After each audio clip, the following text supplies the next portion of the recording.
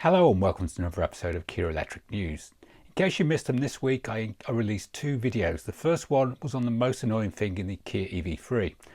And the second asked the question, is Kia EV3 My Drive mode of any use? That also covers the EV6 Facelift and the EV9. Let's start the week with the Kia EV2. According to this Korean car blog article, they claim to have information that the Kia EV2 affordable EV is set to be launched in February 2026 in South Korea.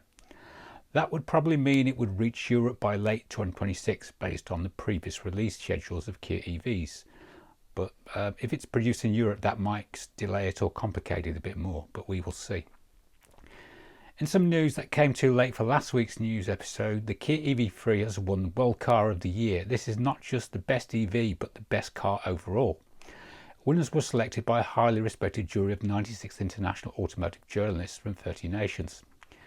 The Kia EV3 has been hailed the outright winner at the 2025 World Car Awards. Revealed during a live announcement at the World Car Awards ceremony at the 2025 New York International Auto Show, the Kia EV3 secured the prestigious title of 2025 World Car of the Year. It's an immense honour for everyone at Kia that the EV3 has been awarded the 2025 World Car of the Year title. This award highlights Kia's global leadership in providing design-led, technologically advanced, sustainable mobility solutions and how the EV3's class-leading attributes redefine the user experience for customers worldwide, said Ho Song Song, President and CEO of Kia. Also at the same awards ceremony, the Hyundai Inster has won World Electric Car of the Year. That's for EVs. And now some Kia EV4 news. Car Scene Korea did a walk-around video of all the EV4 colours in both natural and artificial light last week. He also covered interior colour options. These are the Korean versions, so availability changes by region.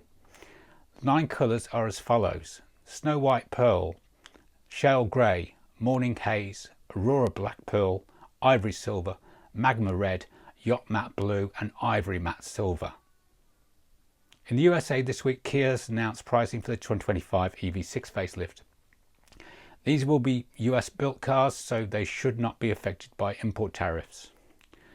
Pricing, which is MSRP, which excludes $1,475 delivery fee, EV6 Lite $42,900, EV6 Lite Long Range Rear-Wheel Drive $46,200, EV6 Lite Long Range All-Wheel Drive $50,300, EV6 Wind $50,300, EV6 GT Line $54,200, EV6 Wind All-Wheel Drive $54,300, EV6 GT Line All-Wheel Drive $58,900. The EV6 GT is $63,800. That's a relatively small price bump of just a few $100s on the low-end specs, though rising to a $2,200 increase on the top-end GT spec, the only one with a horsepower boost. I've covered the facelift of the EV6 many times, so I will not report the full details again. Obviously it has the new front and rear end and also has CCNC head unit with a full drivetrain over-the-air updates. As for battery capacities, the light standard range will have a 63 kWh battery. The larger 84 kWh long range battery pack has a Kia estimated range of 319 miles in the rear-wheel drive configuration. Enhanced charging experience with the port relocated to the left rear fender, reducing parking challenges at charging stations, well, Tesla ones anyway. That excludes the EV6 GT. It adopts the North American charging standards for broader compatibility. As for the EV6 GT, this will still be Korean built. It will have standard 601 horsepower with up to 641 horsepower in GT mode for a significant boost in performance. It'll have virtual gear shift, which simulates gear shifts with visuals, engine sound effects and a tactile sensation through motor torque adjustment. The EV6 will now be assembled at Kia's plant in West Point, Georgia. And as I said, that excludes the EV6 GT, which is still Korean based. This week, Technically Jeff in the USA says in a post on his YouTube channel that it looks like Kia access to Tesla superchargers is official and not going anywhere this time. The Kia mobile app has been updated with a new charge pass which allows you to initiate charges through the app, and Tesla is clearly listed as one of the charging network providers with real-time status information. And the Tesla app itself now lists Kia as a supported manufacturer. Also in the US this week, Ioniq Guy posted that plug and charge support was coming to the 2025 Ioniq 5. Hyundai says this: Plug and charge functionality allows the Blue Link subscribers enrolled with Hyundai Pay will be able to charge their vehicle easily and seamlessly by simply driving up to a charging station, plugging into the charger and beginning charging. By having pre-registered their My Hyundai app to connect their Hyundai Pay digital wallet, owners will be able to use Plug and Charge or PNC starting on MY25 Ioniq 5s. Following on from that charging news, on Thursday, Kia USA confirmed access to the full Tesla charging network has now been made available to Kia EV6, EV9 and Niro EVs, and that will give them access to 21,500 Tesla superchargers. Whilst we're in North America this week, Kia and Hyundai US and Canadian Gen5W Maps update was released to download. The only thing that was updated as far as I'm aware is the Maps database. No new features were added. As I previously mentioned, a second Maps update is expected very soon that is rumoured to integrate Tesla chargers into the map system. Also this week, Genesis Motors North American maps were also released to download. Meanwhile, in the EU, Gen5W Maps update promised for May has still not showed up, so the wait goes on. Someone in the comments last week said it could be May. Well, they could be right, but who knows? How long's a piece of string? Korean car blog reports that Hyundai is gearing up for a 2026 launch of the i20 Site EV, codenamed BJ1 in Europe. Hyundai is preparing to shake up the European EV segment once again with the upcoming launch of a new electric hatchback codenamed BJ1. Slated for release in August 2026, this compact EV, expected to be similar in size to the popular Hyundai i20, signals the automaker's commitment to electrifying even the most cost-sensitive segments. While the official name for the Hyundai BJ1 remains unconfirmed, early reports suggest their model will ride on a dedicated EV platform and aim to deliver urban-friendly dimensions without compromising on technology or performance.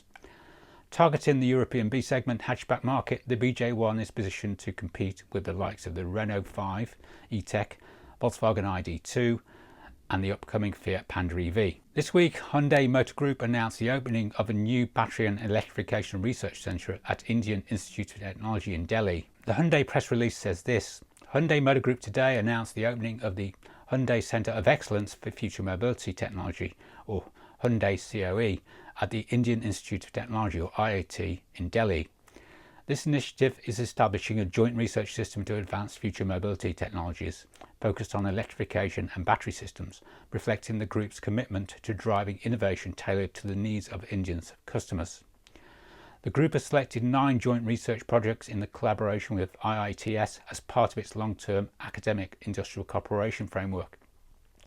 These projects cover key focus areas including battery cells, systems and testing, battery management systems or BMS, energy density enhancement, safety, durability, diagnostic technologies. The initiative also explores new materials and system components, driving forward innovation in battery design and performance. In parallel, the group is expanding its future technology research program, which has been in operation since 2021. Unlike the general operation methods of academic industrial projects, the program allows university faculty members to propose their own research topics, which are then reviewed and selected by the group. Previously limited to domestic universities and Korean professors at overseas institutions, the program has been expanded to include foreign faculties, beginning with professors at IITS. This marks a significant step in globalizing the group's academic collaboration efforts. This week in the US, Hyundai USA released a new technical service bulletin for the US-built 2025 Ioniq 5s, which could mean that some affected vehicles could need a full traction battery replacement. The TSB is numbered 25-EV-002H. Details as follows: certain 2025 model year Ioniq 5s, or NEA EVs, vehicles may experience a charging issue where a voltage difference between battery cells prevents the high voltage battery from fully charging. The 2 diagnostic trouble codes associated with the issue are P1AA700, which is hybrid or EV battery abnormal performance, cell voltage deviation, and P1AD300, hybrid EV battery abnormal performance, MISD. If either of these DTCs listed above are identified in active status, follow the procedure outlined in this TSB to replace the battery system assembly. This bulletin applies to 2025 model year Ioniq 5s. I think they're North American, produced from the 10th of December 24 to the 8th of April 25, and also the VIN starts with 7YA. Also this week, Kia America released a software update TSB for Kia EV9s produced in the USA fitted with a powered sunroof mechanism. The reference number was SA615, details as follows. This bulletin provides information to upgrade the roof control module or RCM system software on certain 2025 MY EV9s, codenamed MV1A, vehicles produced from May 16, 24 through to March 17, 25, which may exhibit an inoperative sunroof or rear roller blind due to loss of motor position data during states of sleep or low power. To rectify this concern, follow the procedure outlined in this publication to apply the improved logic to the RCM module and perform the sunroof and rear roller blind reinitialization. In the story I missed last week, Hyundai Mobis announced that it had developed a battery system with built-in fire extinguishing feature. Details from the press release are as follows. Hyundai Mobis announced that it had succeeded in developing a new technology that can extinguish a fire immediately by spraying a fire extinguishing agent when a battery cell catches fire. This is the first technology that can prevent thermal runaway by preventing heat from being transferred to adjacent cells. Hyundai Mobis has designed the system to go beyond simply delaying thermal runaway using heat-resistant materials and prevent it from occurring in the first place. Major countries such as Europe, China and India have mandated that thermal runaway be delayed for at least 5 minutes after the initial ignition of the battery cell, while some countries are tightening their regulations to prevent thermal transfer from occurring in the first place. Accordingly, Hyundai Mobis Battery System Assembly, or BSA, with cell-level fire extinguishing feature is expected to be in the spotlight as the next-generation safety technology in the global market. The BSA developed by Hyundai Mobis consists of a battery management system, or BMS, hardware consisting of fire extinguishing device and battery case and software logic that controls them. Based on the real-time data collected by the sensors, it analyzes the temperature and voltage of the battery and the pressure inside the battery system to determine any abnormalities. It then sets the location where the extinguishing agent will be sprayed and commands the fire extinguishing device to operate. The software is designed to make quick and accurate decisions to deal with any physical changes that may occur in the battery system. Hyundai Mobis highly reliable decision logic features multiple safety devices and a redundant algorithm structure. The battery system is equipped with a fire extinguishing agent that is 5 times the capacity of 3.3 kilograms home fire extinguishers. This agent is a substance with excellent cooling, insulation and permeability properties and is harmless to both the environment and human body. Hyundai Mobis has also applied for a total of 3 domestic and international patents, including the battery case and a fire extinguishing device. These also include piping for fire extinguishing agents and design that enables high pressure spraying.